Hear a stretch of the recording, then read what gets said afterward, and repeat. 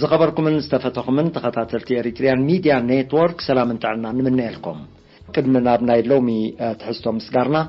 بمقدي ناي إريتريان ميديا نيتوركون بفيسبوك تكتاتلوا كم تقولوا بأخبرات نزخاخر نلوم من بعر ناي لومي تحسونا نمكر غازيتينيا سامسون هايلينا عدي من يزلنا الرئي سامسون لومون تراخيبنا لنا نزقبرنا الكعلمة أخبير كاب ممساكا بسم تخطاتلتي إريتريان ميديا نيتورك نمسكن حراي أنا وين نمسكن الرئي سامسون أبز حالة فوام بزعبا تاريخي واتكان نسرح كان بزملكات قالمة أيق أبز كايدنا له بزعبا التقاقما محبراو ميديا بفلاي بزعبا فيك نيوز وي ناي حاسوت زينا خاب حفشا سفح زبالة حبريتا اختبرنا مخانكا قال آتي قالنا نيركايغا هو ما بفيك نيوز كنجمر زي فيك نيوز بالمتسوعي أبزوان زي جنيني زلمو ندحر بايتو بزملكات بحثر زري كتبرها لنا انتاي زي فيك نيوز بحال حراي صباح يوناس زي فيك نيوز وي صنع مسروح فبروك وي فابريكيتد زغوني زينا مالتيو ازي نحاسوت زينا زي لومي ايكون منال بعد سبتايك مسلي خيل فيسبوك سلستمهزه انستغرام سلستمهزه بعال تويتر بعال كاله ازي سوشيال ميديا بحفشو سلستمهزه ازي كم ز عينت تريوتات حدش غير خوسدو يخيليو مزي ناي محبراوي ميديا اتاساسيرو حسوتن حقن دارغا بحسابين تفطيره ناي حسوت زينا ناي حق زينان كا بحساب كفطر بهرياوي يخون سنمغوتاوي اب كاله خياتنا مالتي ስለዚህ زينا كاب استفطرلو اوانات حيزو ولا كاب تفطرلو اوانات حيزو ازي فيك نيوز زبحال كم زنبره متقاس اقداس خوينو يسمعني انت اي حدش تغبر اندحريلنا اذا فيك تبحال فيك نيوز تبحال كم قال جن ወይ ከመባሃላ ከም መጽውዒ ቅድም ሎሚ ኣይነበረን ኣብ 4-5 ዓመት ዝመጸት ቃል ወይ መጽውዒ ኣዛ ፌክ ኒውስ ትብል ፕሬዚደንት أمريكا دونالد ترامب أب 2016 مس هيلاري كلينتون أب ناي مودعتا ناي أمريكا بريزيدنتاو مرجع أب زكايدلو زنبرو أوان استزاربايا بزعبو أتم أنصارو زخونو وننت معكنا زينا ويكاتم معكنا زينا بحفشوم مربوات حبريتا خون خلو راديو خون خل تلفزيون خون خل غازيتات مصيتات خون يخل إذن معكنا زينا زياتهم أنصارو زخونه ماليا زي بلو دبدابات ناي حاسوت زيناتات مسسنبلو فيك نيوز كم قال بحدش عقباب زوصو ايو ن CNN انتاي لوم نيرو يو ار فيك نيوز يلوم اب انترفيو سخاتكم حسوتيهم مالتي قدم فيك نيوز دا امنتاي بحال نيرو اب ጋዜጠኝነት እንታይልና አይናን ጽውዖ ነርና فيك نيوز ብጫ ጋዜጠኝነት ወይ የሎ ጆርናሊዝም ይልና አይናን ጽውዖ يورو جورناليزم ناي قدمي اشحات عامتات تاريخ غنصيلنا انت دارينا ازي ناي يورو جورناليزم ويكا از ناي حاسوت وي استفبركه استسنع زيناتات ابوز حاجات اميتات كسرحلو كمز صنحينا كنردا نقل بناي قلب ابنت ناي قداماي وقع علم ناي كلاي وقع علم هاجرات ام حد حدن اب كوينات اب صمدالو زنبرا اوان جهرا فرق حيلي كم زبحال زن هاجرات زياتن زي مزغبا عوتات كم زمزغبو زي قتلو سراويت كم زقتلا زي مارقو اصوارن سراويتن كم زمارقا كوينن يقربان نتي تقاتاتالي انكا يدان هاجران منبارن متقاس اخاليو ابرسيو منالبات ناي فيك نيوز ناي قربا تذكرو مسكينات بزت اساسر امونغو ورار وياني ابل علي ارترا مستفصمه معكنا زينا ناي سرعات وياني زنبرا اوراد مازن اب تግራይ ዘለዋ معكنا زينا راديو نيرا شعو بزياده كستاي زنبرا زي قتلوا سراويت قتيلنا زي مارقو سراويت ماريخنا كندز غيرنا زبل استقبالالي حسوتاتنا فبركه نهزبن مدنغارات يفطرا منبارنون كنذكرون نخيل نهزب ኤርትራ ግን ብዙሕ حدش ነገር ዝኾኖ ኣይነበረን ናይ ወያኔ ሚድያ ኣብ ሓሶት ዝተመርኮሰ ፖሊሲ ሒዘን ከም ዘለዋ ብኣጉይ ተገንዚብዎን ሰብ ኣብ ድምጽ ሓፋሽ ዮናስ ትዝክራ እንተ ደኣ ኮይንካ ተዛነዩ ብሬድዮ ወያኔ ትብል ፕሮግራም ነራ ወይ መደብ ነቲ ወያኔ ብዛዕባና ኣብ ኩናት ይኹን ኣብ ካልእ ኣመዝጊብናዮ ዝብልዎ ነገራት نعو اتخشح مدب نيرا حانت خابتن زلعالي ناي مزناقع مدبات ناي دمص حفاش من باراون كتقاسي كال سلازي حجي حاسوت سلاستزربت راي حق يمثل مالت زي كونه مسحاقون يخون مخانون اقرا مقدي كتقاس دلي سلازي دحرزي ازي دحر بايتاز ان هالو خلو اب 2016 كم قديمه توصلت صنحكو بريزيدنت دونالد ترامب فيك نيوز يلو مصنو مصوعو دحريتي يلو جورناليزم زبحال قالون كم قال دارغا እና ተረፈ ይخيدالو مالتي ስለዚህ ድሕረ ባይታ ናይ ፌክ ኒውስ ወይ ከዓ ናይ ዚ ናይ ሓሶት ዜና ዝባሃል ወይ ፍብሩክ መስሩዕ ስኑዕ ዜና ዝባሃል ብሕጽር ዝበለ ብከምዝ ተገልጸ ኽእል እዚ ፌክ ኒውስ ዝባሃል እንታይ እዩ ዕላማው ጽቡቕ ፌክ ኒውስ ብሓፈሽኡ ክልተ ዓበይቲ ዕላማታት ኣለዎ ዓይነታት ውን ኣለዎም እንዴ ፌክ ኒውስ ዝተፈላለዩ بعينتاتو بكفالاتو خنريون دحر كوينا مالتي بتقلل بزبله ግን ክልተ ዓበይቲ ዕላማታት ኣለዎ እቲ ሓደ ንፊናንስያዊ መክሰባት ተባሂሉ ዝግበርዩ እዚ ፊናንስያዊ መክሰባት መስሓቅ ነገራት እናንጻኻ ንኣብነት ሳታየር ዝባሃል ዓይነት ናይ ፌክ ኒውስ ወይ እዚ ህየላዊ ንብሎ ብትግርኛ ወይ አላጋጭ ዝኾነ ዜና እና መስራሕካ ንሰባት ክትጎዲ ኢልካ ዘይኮነ ክትጎዲ ኢልካ ይኮንካን ግን نسب كتعشو نعو يعش قادما هزبي كتسحق كم ناتو وصيت دما فينانسياو مقصبات نختركب إلكا تقبرو إيو زي حدا زعابي مقصوب وإعلامو فينانسياو مقصبي اتقال أي كا بوليتيكاوي مقصب ويكا وديت إلكا وديت مفتسام إلكا تقبرو إيو ازغاء نحادا هاجر نحادا منقستي نحادا مريحنت نحادا ودب نحادا وانينة تكال نحادا والكسب داي مداي إلكا قبل عليو ناي حاسوت ويكا استفبركي استسنعي أداقا يزغوني حابريتا أن مسرحكا قبل عليو ناي تسألمي زمتي نمكيا ديلكا التقبر زغااتي بوليتيكاوي ربحة تباهيلو كتتقس خيل مالتي سلازي بحصر زبالة أبزوم كل التعبيتي ነገራት መክሰባት አለው ኢልካ ክትጠቅስ ትኽእል ማለት እዩ ክሳብ ክንደይ ይፈልጦ ሰብ ዕላምኡ በሎ ወላ ዘቅድም አቢልካ ተወሰድ ጽናሕካ ሓራይ ሕጂ ናብዛ ሕቶኻ ክንመጽ እንዲና ዮናስ ኣነ ግን ቅድሚ አንታይ ክትጠቅስ ምደለኹ መስለካ ዓይነታት አለው እዚ ፌክ ኒውስ ዝባሃል ወይ እዚ ስኑዕ መስሩዕ ፍብሩክ ዜና ዝባሃል ዝተፈላለዩ ዓይነታት አለው ብተቀዳማይ ሳታየር ዝባሃል ወይ ፓሮዲ ይብሎ በእንግሊሽ እዚ በትግርኛ ካ ህየላዊ ወይ አላጋጭ ዜና እዩ እዚ ዜና እዚ በመሰረቱ ስኑዕ እዩ መስሩዕ እዩ ግን ንሰባት ክትጎዲ ኢልካ እትገብሮ ዘይኮነ ፊናንስያዊ መክሰባት ንምርካብ ኢልካ ትገብሮ እዩ በአብነት ከሰኒየ ኣብዚ ቀረበ እዋን ኣብዚ ሓለፈ ወርሒ ለካቲት ማይክ ታይሰን ናይ ዓለምና ህቡብ ናይ መኸተ ጉስጢ ተዋዳዳራይ ሎሚ ኣብ መኸተ ጉስጢ የለን ግን ደሓን ዝኾነ እቶት ዘለዎ እዩ እዚ ማይክ ታይሰን ዝባሃል ተጓሳጣይ ጓሉ ፍልይ ዝበለ ትርኢት ዘለዋ ጓል 30 ዓመት ኣላቶ ነዚኣ እዮም ኣተኣሳሲሮም ሓንቲ ናይ ሳታየር ወይ ከዓ መስሓቅ ዜና ሰሪሖማ ማለት እዩ ታጓሉ 150 ሜትር ይቁመታ 150 سنتيمتر قمت با 150 كيلو كبدتا أستات 3 متر أيو قمتا دارجان مايك تايسون سياصب يقعد طب لي أبزاف لبايز بيتسع حجي نزال سبزي أتأساسي رم تايلم يرم مايك تايسون نقالي استمر حوالي يسب 10 مليون دولار قلنا عقوه إيلو زبل ناي ساتاير ويكا ناي مسحق زينا وطين سلازي دما أب عالم بزح شيطو كم ጋዜጣታት ብዙሕ መዋዓውዕ ተረኺብዎ ብዙሕ ነገራት ተረኺብዎ ማይክ ታይሰን ውን ኣይ ተሓጎሰሉን ብዝኾነ ግን እንታይ እዚ ከምዛ ዓይነት ዜና ወይ ፍብሩክ ዜና ንሰባት ንምዝንጋዕ ኢልካ እምበር ንኽትሃሲ ኢልካ ትገብሮ ኣይኮነን እንኳ መክሰቡ ፊናንስያዊ ንብሎ እዩ እቲ ካልኣይ ሚስሊዲንግ ኮንተንት ዝበሃል እዩ ሚስሊዲንግ ኮንተንት ከዓ ንሓደ ሓቂ ዝኾነ ሓበሬታ ኣምፂኻ ጠምዚዝካ حاسوت تمثيلك خت مس حاسوت حويسك تقربها خلها مالتي حقي يمثل يتزينا جن بدحري زلو بملؤ باك جراوند حسوتي زي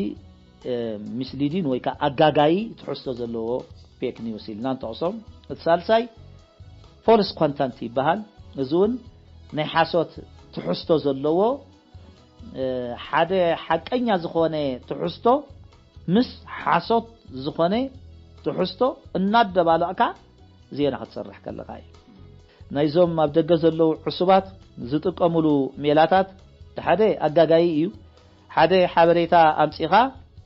ንዕኡ ሓሶት ከም ዝመስል ጌርካ አጋጋይ ዝኾነ መልእኽቲ ከም ዝህልዎ ንገለ ነገር ዕላማ ተባሂሉ ዝተገብረ ነገር ንኻልእ ዕላማ ከም ተባህለ ጌርካ ተቕርቦ እቲ ኻልኣይ ፎልስ ኮንተንት ንብሎ ዘለና ከዓ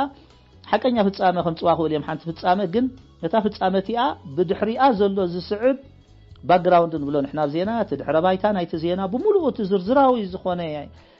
ናይቲ ዜና ሓበሬታ ግን ሓሶት ትኸውን ማለት እዩ ስለዚ እዚ ፎልስ ኮንተንት ተባሂሉ ይጽዋዕ ኣብ ጆርናሊዝም እዋን እቲ ሓሙሻይ ኢምፖስተር ኮንተንት ንብሎ እዚ ከዓ ዳርጋ ሙሉእ ሓሶት እዩ ሓሶት ኮይኑ ግን ሓቂ ንኽመስል ኢልካ ትገብሮ ማለት እዩ እቲ ካልእ እውን ፋብሪኬትድ ኮንተንት ከዓ ንብሎ ኣሎ እቲ ፋብሪኬትድ ከዓ ምምሃዝ ማለት እዩ ሙሉእ አልዕል ኣቢልካ ምሂዝካ ሰርሖ ዜና ማለት እዩ ሕጂ ዞም ዜናታት እዚኦም ዞም ዓይነታት ዜና እዚኦም ኣብዚኣ ዘለዉ ኩሎም ኣብ ጣውላኻ ኮፍ ኢልካ መወከሲ ከይተጠቐምካ ዝኾነ ይኹን ነገር ከይገበርካ እትሰርሖም ዜናታት እዮም ኣነ ንስኻ ናብ ዜና ነዊሕ ሰሪሕና ኣለና ዮናስ ዜና ከመይ ጌርካ ከም ትስራሕ ንፈልጦ ኢና ስለዚ መወከሲ ዜና ክትሰርሕ ከለኻ ኩሉ ግዜ መወከሲ የድልየካ ምንጭ ሓበሬታ የድልየካ ሓቅነት ናይቲ ትጽሕፈሉ ዘለኻ ነገር ኣረጋጊጽካ ዜናዊ መልክዕ ኣትሒዝካ ናይ ዓይኒ መሰኻኽር ድዮም ዘድልይዎ ዋላ ካልእ ድዮም ዘድልይዎ ንዓኣቶም መገዶም ኣረጋጊጽካ ኢኻ እቲ ዜና ሙሉእ ዜና ትገብሮ ኣብዚ ግን ኣብ ኦፊስካ ኮፍ ኢልካ ኣብ ዓዲ እንግሊዝ ኮፍ ኢልካ ኣብ ጀርመን ኮፍ ኢልካ ኣብ ኣሜሪካ ኮፍ ኢልካ ብዛዕባ ኤርትራ ዘሎ ፍጻመ ብዛዕባ ኢትዮጵያ ዘሎ ፍጻመ ብዛዕባ ኣብ ሱዳን ዘሎ ፍጻመ ብዛዕባ ኣውስትራልያ ዘሎ ፍጻመ ንእሽተይ መበገሲ ሒዝካ እታ መበገሲ ሓቂ ከይክትከውን ትኽእል እያ ግን ንሰብ ክግደሰላ ይኽእል እዩ ኣብ እትብል ኣብ ዝበሃል ኣርእስቲ ሙስርሕ ዝኾነ ዜና ከተቕርብ ይከኣል ማለት እዩ ብኸመይ ኢኻ ትፈልጦ ነቲ ናይ ሓሶት ምዃኑ ወይ ከዓ ናይ ሓቂ ምዃኑ እቲ ዜና ኣደናጋሪ ሕራይ እዚ ኣብ ፌስቡክ ዘሎ ኣብ ትዊተር ዘሎ ገለ ዘሎ ውልቀ ሰባት በዓላቶም እዮም ኣዳለውቲ ናይቲ ዜና በዓላቶም እዮም ኣሰናዳእቲ ናይቲ ዜና በዓላቶም እዮም ምንጭ ሓበሬታ ናይቲ ዜና ኩሉ ነገር በዓላቶም እዮም ሓደ ሰብ ይሰርሖ ኣብኡ ሕጅዝ ናይ ፌስቡክ ክንደየ ናይ ከይእመን ብፍላይ እዚ ኮነ ኢልካ ፀገማት ንኽፈጥር ኢልካ እትገብሮ ዜናታት መረጋገፂ የድልዮ ድሓን እሱ ብዙሕ ዘካትዕ ኣይኮነን ኣብየና እዩ ዘካትዕ ኣብዚ ብመገዲ ሬድዮ ዝዝርጋሕ ናይ ሓሶት ዜና ብመገዲ መደበራት ቴሌቪዥን ዝዝርጋሕ ናይ ሓሶት ዜና እንድሕራሊ እዩ ወያነ ከም ዝንፈልጣ ኣብዚ እዋን እዚ ኣብ ናይ መወዳእታ ደረጃኣ በፂሓ ትርከብ ኣላ ሕኑቕ እንታይ ውፅእ ዓፍራ ከም ዝበሃል ዓፍራ እያ ተውፅእ ዘላ ኣብዚ እዋን እዚ ግን ዓሻ ገበጣ ክሳብ ዝውዳእ ይፃወት ከም ዝበሃል ከዓ ክሳብቲ ናይ መወዳእታ ክትገብሮ ትኽእል ነገር ንምግባር ኩሉ ፃዕርታታ ብዝተኻእለ መጠን ብፍላይ ድማ እቲ ውዲታት ዝበሃል ነገር ንምቕፃል ትልኽ እናበለት ትቐፅል ዘላ እያ ስለዚ ድማ እሳ ዝዓሰበቶም ዕሱባት ኤርትራውያን ካብ ኣቐዲሞም ዝነበሩ ሕጂ እውን ዝቕፅሉ ዘለው ገለ ኣስማት እናሃብካ ነቲ ብውልቆም ዝሰርሕዎ ስራሕ ኣስማት እናሃብካ መልክዕ እናሃብካ ብመገዲ ሳተላይት ድዩ ብኻልእ ድዩ ሓደ ክልተ ምድንጋራት ክገብሩ ዝፍትኑ ሃሱሳት ኣለው ሕጂ እንታይ እዩ ኣብ ከምዚ ዝርከብ ምንጭና ሓቢሩ ኣብ ከምዚ ዝርከብ ምንጭና ሓቢሩ ኣብዝን ዝርከብ ሽሙ ክጠቀስ ዘይደለየ ከምዝን ዓይነት ኢልካ ንድሕነቱ ዘሰክፍ ወይ ከዓ ዘስግእ ነገር ከም ዘሎ እናምሰልካ ኣብ ገዛኻ ኮንካ ዜናታት እናመስራሕካ እናፀሓፍካ ተዓሲብካ ትገብሮ ነገራት ኣሎ እዚ خمسات عينت ነገር እዚ እዞም حاسوسات بمجد ويان استጫጭሑ ከም ኣብነት የዘقربም ዘለኹም በር ኣብ ሙሉ ዓለም بخمسي عينت አገባባት እዮም ዝኸይድ እዚ ድማ እቲ ቀንዲ ነዚ መረጋገጽ ዝኾነካ ወይ ከዓ ናይ ሓሶት ዜና ምዃኑ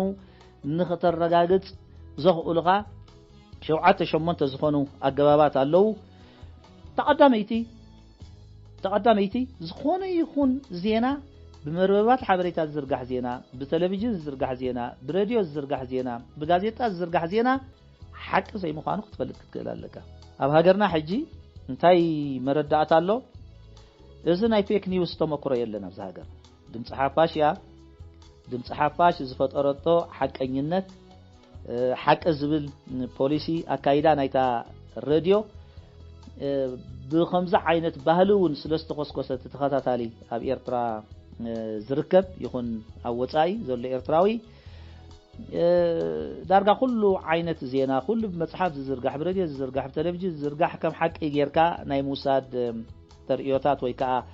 ዝምባለታት ኣሎ ግን ዝኾነ ይኹን ሓበሬታ ዝዝርጋሕ ከም ድምጽ ሓፋሽ ዘይምዃኑ ክፈልጥ ክእል ኣሎ ሰብ እዞም ኣቀዲምና ዝጠቐስናዮም ሓቅን ሓሶትን እንሓወስካ ውፅእ ሓሶት እናማሃስካ ሳታየር ዝበሃል ወይ መስሓቅ ዝኾነ ዜናታት እናገበርካ ንህዝቢ ከተስዖ ደይመደይልካ ሚስ ኢንፎርሜሽን ከተበግስ ወይ ቤላቤሎ ከተበግስ ወይ ውን ዲስ ኢንፎርሜሽን ተባሂሉ ዝጥቀስውን ደይመደይልካ ኣብ ልዕሊ ጸላኢ እስኻ ጸላኢ ኢልካ ተሓስቦ ወይ ከዓ ኣብ ልዕሊ ሓፋሽ ኣብ ልዕሊ ህዝቢ ኣብ ልዕሊ መንግስቲ ናይ ጉጉይ ዘመተ ንኽትገብር ኢልካ እትገብሮ ኣሎ ማለት እዩ ስለዚ ዝኾነ ይኹን ማዕከን ዜና ሓቂ ይዛረብ ከም ዘይት ምዃኑ ክፈልጥ ክኽእል ኣለዎ ሰብ ተኻለይቲ ኮንሲደር ዘ ሶርስ ያ ትብል እቲ እስኻ ትከታተሎ ዘለኻ ምንጭ ሓበሬታ መን እዩ ናይ ጸላኢ ድዩ ናይ ክሬዲቢሊቲ ወይ ተኣማንነት ዝጸንሖ ዓቢ ማዕከን ዜና ድዩ ኣይኮነን ክትፈልጦ ክትክእል ኣለካ ሕጂ ናይ ጸላኢ ማዕከን ዜና እንድሕር ኮይኑ ኣይ ጸላኢ ጸለሎ ቀባኢ ወይ ካብ ጸላኢ ዳታይ ከይርከብ ሞ ካብ ዕሱብ ዳታይ ከይርከብ ሞ ካብ ሓደ ሃሱስ ዳታይ ከይርከብ ሞ ኢልካ ኮለጋና ትሰምዓሉ ዘለኻ ምንጪ ሬድዮ ይኹን ቴሌቪዥን ይኹን ጋዜጣ ይኹን መጽሔታት ይኹን ዋላ መርበባት ሓበሬታ ይኹን ናይ ጸላኢ ምዃኑ እንድሕር ኣረጋጊጽካ ክትቀበሎ ይትኽእልን ንኣብነት ዮናስ ንዓይ ሓደ ሰብ ከጸልመኒ እንድሕር ሰሚዕኻዮ ብውልቀይ እንድሕር ጸልመኒ ኣሎ ኮይኑ እሞ ከዓ እቲ ሰብ ምሳይ ስኒት ከም ዘይብሉ እንድሕር ትፈልጥ ኮይንካ ይተቀበሎን ኢኻ ብሕጽር ዝበለ ኣብ ከምዛ ዓይነት ናይ ዜና ማዕከናት ከይ ኣተና ዋላ ውልቀ ሰብ ደረጃ ክትሪኦ ከለኻ ማለት እዩ ስለዚ ሕጂ መንዩ እቲ ምንጭ ሓበሬታ ንስኻ ትከታተሎ ዘለኻ ኣረጋግጽ ከዳናገረኒ ይኽእል እዩ ክሕሱ ይኽእል እዩ ኢልካ ተሓስቦ ድዩ ዋላስ ሓቀኛ እዩ ክሬዲቢሊቲ ኣለዎ ተቐባልነት ኣለዎ ተኣማንነት ኣለዎ ታሪኹ እውን ከምኡ እዩ ዝገልጽ ንህዝቢ እዩ ዝጠቅም ንሃገር እዩ ዝጠቅም ኢልካ ዝሓሰብካ እዩ ካልኣይ ሪድ ቢዮንድ እዩ ዝብል ብዕምቆት አንብቦ እዚ ድማ ኣርእስቲ በይኑ ጽሑፍ በይኑ ክኸውን ይኽእል እዩ ወይ ስእሊ በይኑ ጽሑፍ በይኑ ክኸውን ይኽእል እዩ ዝበዝሕ እዋን ብፍላይ ኣብ ጋዜጣ ኣብ ዝኾነ ኣብ ዝንበብ ነገር እቲ ሰብ ስእልን ኣርእስትን እናንበበ እዩ ዝግልጽል ንብሙሉእ ነትሕዝቶ ዘንብብ ሰብ እቲ ዝወሓደ እዩ እቲ ስእልን ኣርእስትን እናረኣየ እናገንጸለ ኩሉ ዝርኢ ካፕሽን ናይ ስእሊ ወይ ከዓ መግለጺ ናይ ስእሊ ዝርኢ ከዓ እቲ ዝበዝሕ እዩ ስለዚ ሕጂ በርእስቲ ጥራይ ኣይትፍረድ ወይ ከዓ በቲ ዝወፂ ዘሎ ስእሊ ኣብቲ ጋዜጣ ኣብቲ መጽሔት ኣብቲ ፌስቡክ ኣብቲ ኢንስታግራም ወፂ ዘሎ ኣሳእል ጥራይ ኣይትፍረድ ሙሉእ ትሕዝቱ አንብቦ ማለት እዩ ሳልሳይ ቸክ ዘ ኦተር ከዓ እቲ ጽሑፍ ዘሎ ሰብ ከመን እዩ ሕራይ ንኣብነት ቢቢሲ ክኸውን ይኽእል እዩ ቢቢሲ ብተዛማዲ ክሬዲቢሊቲ ኣለዎ ኢልካ ክትሓስብ ትኽእል ኢኻ ግን ኣብቲ ቢቢሲ ኮይኑ ዝጽሑፍ ዘሎ ሰብ ከ እንታይ ድሕረ ባይትኡ ኢልካ ምርኣይ እውን የገድስ ማለት እዩ እዚ ሕጂ ተሓፋሽ ከይክፈልጦ ይኽእል እዩ ግን ብውሕዱ ከምኡ ከም ዘሎ ክፈልጥ እውን ይግባእ ማለት እዩ ካልእ ሳፖርቲንግ ሶርስስ እዚኣ ከዓ እዚኣ ኣገዳሲት እያ ማዕከናት ዜና ክሰርሓ ከለዋ ምንጭ ሓበሬታን ካብ ናተን ካብ ነብሰን እንድሕር ኮይኑ ገለ ዝተባሃለ ወኪልና ገለ ዝተባሃለ ጋዜጠኛና ሓቢር ኢልካ ትነግር ኢኻ ሽሙን ኩሉ ነገርን ገሊጽካ ማለት እዩ ካብ ካልኦት ማዕከናት ዜና ከዓ ምንጭ ሓበሬታ ትጥቀም ኢኻ ንኣብነት ሕጂ ክሬዲቢሊቲ ዘለዎም ድዮም ቶም ስኻት ተቆመሎም ምንጭታት ከም በዓል ሮይተርስ ከም በዓል ቢቢሲ ከም በዓል ሲኤንኤን ከም በዓል አልጀዚራ እዚኦም እናታቶም ጸገማት ኣለዎም እንዲ ግን ምስ ኩሉ ጸገማቶም ዝሓሸ ክሬዲቢሊቲ ስለ ዘለዎም እዞም ዓበይቲ ማዕከናት ዜና ይጥቀሱ ምህላዎምን ዘይምህላዎምን ውን ምክትታል ደድልየካ ወይ ከዓ ምስትባሃደ ደድልየካ ማለት እዩ ቸክ ዘደይት ገሊኦም መዳናገርታ እንታይ ገብርዮም ናይ ዓመት ተፈጸመ ስእሊ ወይ ዜና ከም ናይ ሎሚ ፍጻመ ገይሮምን ያቅርቡ እዮም ስእሊ ዲዩ ዜና ዲዩ ካልእ ዲዩ ካልእ ነተሳታየር ዝምልከት ነታ አላጋጭ ወይ መስሓቅ ዜና ዝምልከት ጆክዲ ኣይኮነን ማለት ዳዕላዲ ኣይኮነን ውን አረጋግጾ ብለካ ኣሎ ዝነት ፖለቲካው ዝምልከት ዘይኮነስ ንኸምዚ ሕጂ ዝገለጽናዮ ናይ ማይክ ታይሰን ወይ ውን ካልእ ውን ያለብዚ ክስታያት ሓንቲ 4 እግሪ ዘለዋ ጓል ኣንስተይቲ ናይ ትልሂት ስቱዲዮ ከፊታ ዝብል ሳታየር ዝኾነ ናይ ሳታየር ዜናታት አንቢበለኹ ኣነብዚ መስሓቅ ዓይነት ማለት እዩ ስለዚ አረጋግጽ ጆክዲ ኣይኮነን እቲ ካልእ ask experts زيا قداسيتيا يفلطيهم نتبلهم سبات حتى توكس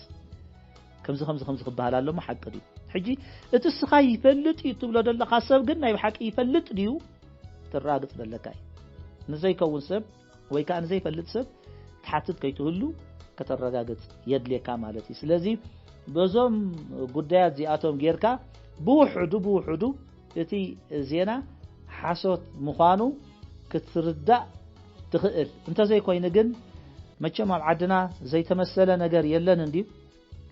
ሓንቲ ምስላት ያላ ሕማ እንተ ዘይ እመነ የጠራጠር ትብላላ ጽቦ ጌረ እንድሕር ጠቂስያ ኮይነታ ምስላ ስለዚህ ሕጂ ዋላ ተሕማ ዋላ ሃሱስኹን ዋላ ገለኹን ዚ ብውሕድ ንገለ ደቃይቕ ንገለ ሰዓታቱን ከም ትጠራጠር ናይ ምግባር ተኽእሎውን ስለ ዘለዎ መሰረት ዛ ምስላ ንዝኾነ ይኹን ዕሽሽ ከይበልካ ከይንዓቕካ ብኣስተብህሎ ወይ ኢንሳይት ክትሪኦ ከም ዘለካ ከዘኻኽር ደሊ እዚ ፌክ ኒውስ ብኸመይ ይዝርጋሕ ሳምሶን እወ እዚ ናይ ሓሶት ዜና ወይ ስኑዕ ዜና ፍብርክ ዜና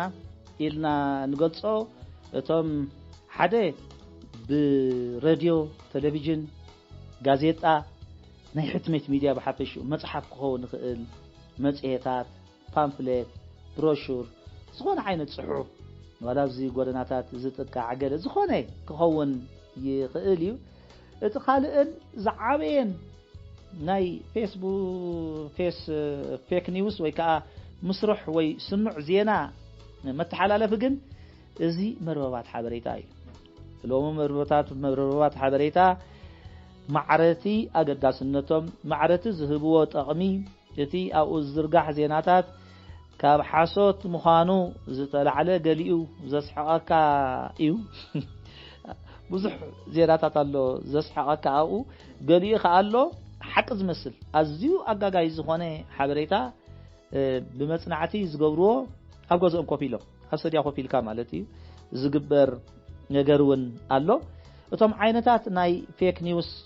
ወይ ናይ ሓሶት ዜና እንድሕርኢናዮም ብጀካዞም ክንጠቕሶም ፀናሕና ብጠቕልል ዝበለ ኣብ ሰለስተ ይምቀሉ እዮም ሓደ ሚስ ኢንፎርሜሽን እዩ ሚስ ኢንፎርሜሽን ማለት ቤላቤለው ማለት እዩ እቲ ቤላቤለው ሕጂ ደይመደይሉ ዝብገስ እንዲዩ እቲ ዘውርዮ ግን ኮነይሉ ኣይኮነን ዘላብዖ ኮነይሉ ኣይኮነን ዘላብዖ ነቲ ወረ እዚ ዕላል ረኺበ ኢሉ ዝዕሎ ዕላል ረኺበ ኢሉ ይዕሎ ማለት እዩ ስለዚ እዚ ሓደ እቲ ሚስ ኢንፎርሜሽን ዝበሃል እቲ ካልኣይ ዲስ ኢንፎርሜሽን እዩ ዲስ ኢንፎርሜሽን ከዓ ደይ መደይ ኢልካ ኣብ ልዕሊ እቲ ንስኻ ታርጌት ጌርካዮ ዘለኻ ህዝቢ መንግስቲ ውድብ መሪሕነት ትካል ናይ ሓሶት ወይ ከዓ ዝተፈብረከ ዜናዊ ዘመተ ምትያድ ማለት እዩ ነቲ ሚስ ኢንፎርሜሽን ንብሎ ዘለና መበገሱ እዚ ዲስ ኢንፎርሜሽን እዩ ቤላቤለው ሰብ ገርሁ ዝዕልሎ ዳ ኣይኹን እምበር ዘበግስዎ ኣለዉ ሰባት እዮም ዘበግስዎ ጸላእቲ እዮም ዘበግስዎ ሓንቲ ኣብነት ክበካየ ኣብ 2004 ኣብ ባሮንቱ ኣብ ድሮ መዓልቲ ናጽነት 23 ግንቦት ግብረ ሽበራዊ መጥቃዕቲ ተፈጺሙ ነይሩ ዝክረዶ ዮናስ ብዙሓት ንጹሃት ሰብዓ ዝኾኑ ንጹሃት ኤርትራውያን ወይ ዜጋታት ዝተቆዝፍሉ ብዓሰርተታት ዝቁጸሩ ዝሞቱሉ እዩ ብወያነን ሽዑ ኣብ ስልጣን ዝነበረ ናይ ናይ ሱዳን ስርዓት ተዋሂዶም ዝፈጸምዎ እዩ ነስ ተግባር ዝፈጸምዎ ክልተ ሕዋት እዮም ነይሮም ሓደ ሰድክ ይበሃል ተሓደ ኻ ጀምዓ ይበሃል ኣይረሳዕኽዎ ምን ክልቲኦም እዋ ክልቲኦም ሕዋት እዮም እቲ ጀምዓይ ዝበሃል ኣብ ጋዜጣ ሓዳስ ኤርትራ ቃለ መጠይቅ ኣካይዱ ነይሩ ተዋነቲ ሕጂ እንታይ ኢሉ ነይሩ እንታይ እዩ ናብ ኤርትራ መጀመርታ ዝኣተኹምሉ ዕላማ ኢሉ ሓቲቱ ወፍቲ ጋዜጣ እዩ ናይ ሰነ 2004 ሕታምያ ዮናስ ክትሪኣ ትኽእል ኢኻ ወላ ተኸታተልትና ከንብብዋ ይኽእሉ እዮም ሰነ 2004 ሕታም ጋዜጣ ሓዳስ ኤርትራ ጀምዓይ እንታይ ኢሉ ነይሩ እቲ ቀዳማይ ዕላማና መጥቃዕቲ ቦምባ ምክያድ እዩ ሰላማዊ ህዝቢ ብምቕታል ድማ ነቲ ኣብቲ ህዝቢ ራዕዲ ወይ ከዓ ሻቆሎት ምፍጣር እዩ እቲ ካልኣይ ዕላማና ከዓ ቤላቤሎ ምንዛሕ ሲ ካብ ወያነን ካብ መንግስቲ ሱዳንን ሽዑ ዝነበረ መንግስቲ ሱዳን ተላኢኾም ከም ኣጀንዳ ሒዞም ዝመፁ እዩ እንታይ ኢልኩም ዳ ቤላቤሎ ትገብሩ ኢልዎ ነዳዱ ከቢሩ መድሃኒት ክሰኣንዩ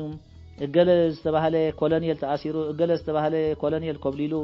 እገለ ዝተባህለ ኣገደሲ ዝበሃል ኣብ ኣገደሲ ቦታታት ናይ መንግስቲ ዘለው ሓለፍቲ እናጠቐስካ ከዓ ፀገማት ከም ዝበፅሖም ጌርካ ኣብ ህዝቢ ሻቁሎት ወይ ስክፍታታት ምፍጣር ሕጂ ነዛ ሚስ ኢንፎርሜሽን እንዲዮም መዝሚዞማ ማለት እንዲዩ እታ ሚስ ኢንፎርሜሽን ትበሃልታ ቤላቤሎሲ ተበግሳ ሓንቲ ነገር እንደበግስ እስኻ 3 4 5 7 6 7 እንድሕር ሓንቲ ሓበሬታ ሂብካዮም ኣብ ውሽጢ ሓፂር ግዜ ተመሊስና ባኻ ክመፅእ ይኽእል እዚ ሚስ ኢንፎርሜሽን ግን እቲ ዲስ ኢንፎርሜሽን እዩ ዘበግሶቲ ደይመደይልካ ማለት እዩ እዚኣ ኣሎ ብዙሕ ኣብነታት ክትጥቀስ ክእል ግን ግዜ ዝፈቅደልና ኣይመስለንን ጽቡቕ እዩ ዘሎ ሳምሶን እስከ ሓደ ኣብ ሬድዮ ቴሌቪዥን ይኹን ማሕበራዊ ሚድያ ዝርጋሕ ዜና ሓቂ ድዩ ሓሶት ድዩ ብኸመይ ክፍለጥ ዝከኣል እዚኣታ ፀበቐት ሕቶን ናይዛ ተካይዳ ዘለኻ ቃለ መጠይቅ እውን ሕመረት ኮይና ትስማዓኒ ሕራይ ኣነ ታሪክ ህይወት ኣመፃፅኣ ናይ ፌክ ኒውስ ወይ ከዓ ናይ ቴሎ ጆርናሊዝም ክጠቅጥ ፀኒሐ ኣለኹ ዓይነታት እውን ክጠቅጥ ፀኒሐ ኣለኹ መወዳእትኡ ግን ብኸመይ ኢኻ ትፈልጦ ዝኾነ ይኹን ሰብ ብኸመይ እዩ ክርድኦ ዝኽእል ፌክ ኒውስ ድዩ ፌክ ድዩ ኣይኮነን እቲ ዜና ወይ እቲ ሓበሬታ ሕራይ ሳምሶን ሳዕቤናት ናይዚ ስኑዕ ዜና ወይ ፌክ ኒውስ እንታይ እዩ ሕጂ እንታይ እዩ ኣነ እንታይ ክብል ዝኽእል ብደረጃ ሃገር ብደረጃ ኤርትራ ብዙሕ ዘሰክፍ ነገራት ዘለዎ ኣይኮነን ምክንያቱ ኣብ ኤርትራ ቃልሲ ብዝፈጠሮ ማሕበረ ስነ ኣእምራዊ ኣቃወማ ወይቲ ሶሾ ሳይኮሎጂካል ሜክኣፕ ናይዚ ህዝቢ ኣዝዩ ዝለዓለ ኣዝዩ ንቑሕ ብሱል እሞ ከዓ ምስ ሃገሩ ኣብ ንሓድሕዱቲ ህዝቢ ኣብ ሃይማኖት ይኹን ኣብ ብሄር ይኹን ኣብ ካልእ ኣብ መንጎ መንግስትን ህዝብን ዘሎ ዝምድናታት ኣዝዩ ዝደልደለ ዝጠንከረ ስለ ዝኾነ ብዙሕ ስክፍታታት ከምፅእ ይኽእል ኢልካ ኣይተሓስብን ኣብ ከም ካልኦት ሃገራት ንሪኦ ከም ዘለና ግን ብፍላይ ድማ ኣብ ዘንጎረባብትና ብየማናን ብፀጋምናን ወይ ከዓ ብትሕትናን ብምዕራብን ዘለዋ ሃገራት ድሕር ርኢናዮ ግን እዚ ሳዕቤናት ስኑዕ ዜና ኣዝዩ ከቢድ ምዃኑ ኢና ክንግንዘብ ክኢልና ዘለና ሓደ መሳርዕ ናይ ምዝራግ ባህር ኣለዎ ወይ ከዓ እቲ ፌክ ኒውስ ዝዝርግሕ መሳርዕ ንኽዘርግ ኢሉ ዝገብሮ ተግባር እዩ እቲ ካልእ ኣብ ምርግጋዕ ዕዳጋ ኣሉታዊ ኣበርክቶ ክገብር ይኽእል እዩ ከምዚ ክጠቕሶ ዝፀናሕኩ ኣብ ዝተፈላለየ ሃገራት ኣፍሪቃ ኣብ ቀውዒ ዓረብ ይኹን ኣብ ዘን ጎረባብትና ሃገራት ይኽሰት ከም ዘሎ ከዓ ኣብ መንጎ ክልተ ቀቢላታት ህዝብታት ወዘተ ዘሎ ግርጭታት ኩሉ ዓይነት ግርጭታት ጠንቁ እዚ ናይ ሓሶት ዜና ወይ ከዓ ዝተፈብረከ ዝተሰንዐ ዝተመስረሐ ዜና ምዃኑ ምጥቃስ ኣኻሊ እዩ ጥራይ ዘይኮነ እንዕዘቦ ዘለና እዩ ከም ድሕረ ባይታ እንድሕር ርኢናዮ በዓል የሎ ጆርናሊዝም ክሳብ ናብ ክልተ ሃገራት ናብ ውግእ ዘምርሐ ፍጻመታት ብሰንኪ يلو جورناليزم ወይ ከዓ ዝተማሃዘ ወይ ዝተፈብረከ ዜና ኣውግ ዝኣተዋ ሃገራት ውን ክጥቀሳ ይኽእላየን ከም ኣብነት ማለት እዩ ካውና እኳ ባሕት ሚያዝያ መዓልቲ ሓሶት ኣፕሪል ዘፉል እኳ ተራ ዘለዋ ኣፕሪል ዘፉል ኣዲኻ ሞይታ ቦኻ ሞይቱ ከምዚ ገለ ይብሉኻ እሞ ንስተወሰነ እዋን ፀገም ፈጢርካ ትጸንሕ ስለዚ እዚታት ኣለዎ ብሓፈሽኡ ማለት እዩ ብዙሕ ዘይሰርሐ ግን ከምዚ ቀዲመ ክጠቕሶ ፀናሕኩ ናብ ኤርትራ ፍሉይ ዝኾነ ታሪኽ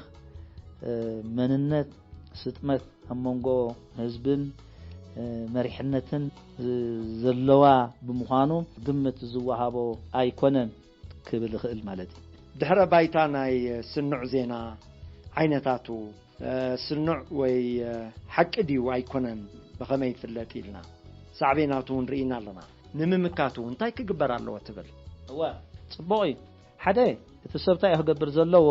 ዘይተረጋገፀ ሓበሬታ ካብ ምውራይ ክቆጠብ ክኽእል ኣለዎ ንነብሱ ክብል ማለት ሕጂ ብደረጃ ሃገር ንረስዓያ እሞ ዋላ ኣብ ውልቀ ጉዳይና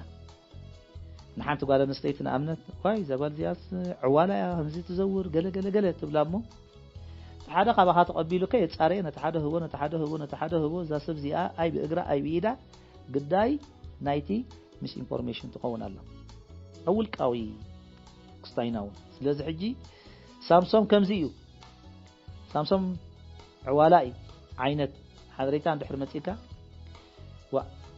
بخمي يترخيبتي كم أمخانو بخمي يلكاسي كترجع جزء كتكيل كير رجع جزء كاجن ناقل مهاب نعهاو نجم متبع حساوية بلا كامل في دحرة مستخشحة قال سب أبعودو أتوكير خزارب خيل الله بزحات سبات أبزي عودو مزارو بيو تعمز قرمكاي ولا تنتناخ تنتنخ الله بزعبا بوليتيكا تنتنو تصنحو كم زغبر الله خمس جبر الله الكاتنتن قال ملس كا ناي قطبا رسخامنت ابط قطبا خا ملسهم كاتنتنو تنتنو بقلا ملسهم زربا مصخا ناي اكباب خا لحد ابط اكباب خا تنتنو خا كل عودك لا ولا نحكم من داكو تنتنو قال ولا نحكم من نوا متبعت دا امونتاي مسلك مستطبحكا كو كنتي معلت لي خصنح زلوتي فتلي خيسدك قليلك خا او خاتتنتن مداريت مزازون الله مداريت ازلكا مداريت دخلت كخلها دحر قالت فقيها قال كمزي اوسد والله يابزي دغ غيش كله انا كمزي ناي كليت صقم مالن اندي حكمي حجي انتي بزحت سباتاو ازي مورينغا وسط تقولوني جرمن كيدنا تحكمكم زي مورينغا نوكو تسيها قال يقول لك ايتو دغزلس حجي انت يزول انا مسلكا حتى سبب كل فلات خونا يقول حكيمي انجينير تي ممهر ات بوليتيكانيا اي تي غازيتانيا اي ات بياداي تلحماي تبناي صريت توافير السرح كان اي صريت توافير يو زسرح سلازي اقود ليلكا تزارب تخيل كتامن تخيل استزارب كايو قلم ون كونلكا يخيلي مالتي سلازي بعبيغا كابيلا بيلوكا تدحن مالتي اتي سالساي انتايو زي تجبت اورا نزعل كاسب من يلكا مبالا يتسكت هو زياده بخمي مسيا تيلكايو هو من شغط أصلك أقول له أبز حجي زينا هنصرح كلنا نحن شديش تحدثات الله أقول متنقطون حنت نيوز ستوري ويك حنت زينا ملئت زينا اندحر أنت خلي بريتي لنا هذا اندحر أو زينا يزخون عين الزينا شديش تحدثات بمملاسيات زينا تسرح ولا بيلون نزن شديش تحدثات زين كتملسن كتقول الله تحنتي هو ماني لك فتقاليتي وات انتاي تزوهاب زل حبريتا تي كم حبريتا خوينو زقرب زلس انتاي من يلو تاسال سيتو وين 5Ws plus H نانولو اب جورناليزم 5Ws plus H who what when ماشي تفصيم where ابي تفصيمو واي نمنتاي تفصيمو هاو بخمي تفصيمو زين كتطعل الله حنت زينا حجي نسخه اذا كلن زينون تتحطوا اي تقددني خا حد سبنا امنت اب ايرترا كورونا خي ترخبه كله حنسب يزبلتا اتاب ايرترا دي دا كورونا ترخبي لهم ميلاتني هو من يلكي ليه افتي ايربورت السر حساب نجير نفتي ايربورت السر حساب اي ترخبه نيرو كورونا اي ترخبه نيرو اب ايرترا شعوب يتكم تحاسبون بهال نيرنا ترححقو كم زغبرو نبهال نيرنا تنقاقات قدم تنقاقا نغبر نيرنا تان مجمرتا غزي كورونا كم زاتو هاجر زترخبه جن بزي كاب نروي زمص زيغا اي قدميو قدم سمون خون يحجكم انتو لن دلازا انا زفلت اسباب ختما اي رخيباتني زوم عصبات زرغحو زينا اندي خوين موداتو حجي اتا خمزي زبها حجي سا كاو سميعون ايكونت انت نغركا زلا بو زربا سي بدحرق انت يزبط حازلو افتي ايربورت صراحه حسبنا غيرنا وا نحنا يسمعنا دحر تسمع خوين خا دي بوقعوا مع كنا زينا كتقسي ودحان سمع دحراي تلفزيون إليا نصبيه قاس لزخونه سي عاب غداي ونا يكون إليا واي كل سب دي زاربل زلو حجي حد بيلا بيلو بزح سب اندحر زاربل له حقي يزوستت سب ابزيا تا نطبي تاغيغات مص ابزي اتا خمس بر تغيرو يبلكا بديس انفورميشن ملكعيو زبغز زلو تبيلا بيلوكو حجت سب كم زتفصيمو خبلكا كله بخصي ايكونن بخفات بتنكل بوديت ايكونن على الرخيبه لي زعلكا هو تايتو بالودا يغلغل مسبلكايو سمعك يالغا مليسكا او كال بوتا مسكتكا اتا تايد الله خمس بهال دلو دا حقري يبلكا ويلا يم حقيو ابتي اخ حد ودهم ايلن نيرو تبل مليسكا صراحه تخيدمو مسلسلك حدا كمودو توسدو مالك اذا حجي اذا حطوتات زيين يملسانين تقدمي تحطهم انا يتسجرنيا هو من يلكا يقليلني ما حسي تفصيمو تلكاي نغركاني ابي تفصيمو سلمتي تفصيمو بخمي تفصيمو وا ندعي دي حدا ينغيرني يقول لك اخو لسي حنت حطو وانا يسجرني لذي نزيين حطوتات زيين اسنيخا كتغعز كتكل لك ولا زخونه زينات تقربو زين كلتا سلسته كمان اندحر زملسلكا خوينا خاوناو حشيو كبل يخل مالتي